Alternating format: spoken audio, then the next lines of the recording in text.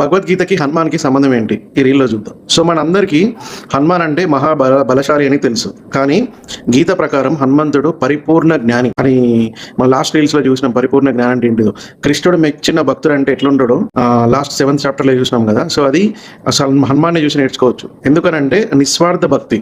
So 7వ అధ్యాయము last reel అని అనుకుంటా. సో కృష్ణుడు 4 రకాల భక్తుల గురించి చెప్తాడు. సో అందులో జ్ఞాని అంటే దేవుడు ఏ కోరిక లేకుండా ప్రేమించేవాడు దేవుణ్ణి. సో హనుమంతుడు శ్రీరాముని ఏ నాడు పదవి కోసం కానీ డబ్బు కోసం కానీ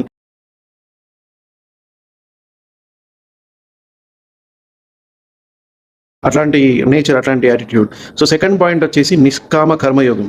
సో సెల్ఫ్లెస్ యాక్షన్ మనము 2nd 3rd చాప్టర్లో చూసినాం కదా. కర్మణ్యేవాధికారస్య అనే శ్లోకము చాలా రిపీటెడ్గా విన్నాం.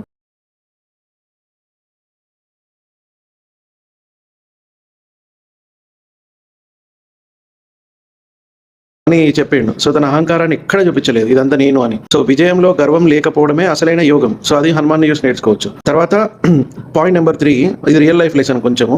సో అదేంటంటే ఇప్పుడు మనం కూడా మన పనిని హనుమంతులాగా సేవగా భావించి ఫలితం మీద ఆశ లేకుండా చేస్తే ఏ టెన్షన్ ఉండదు. అపారమైన శక్తి మన సొంతమైంది. సో బలం అంటే మనము కేవలం ఇట్లా కండలు ఇవి కాదు, భగవంతుని మీద నమ్మకం మరియు అదుపులో ఉన్న మనసు, అంటే కంట్రోల్ ఉన్న మైండే బేసికలీ బలం.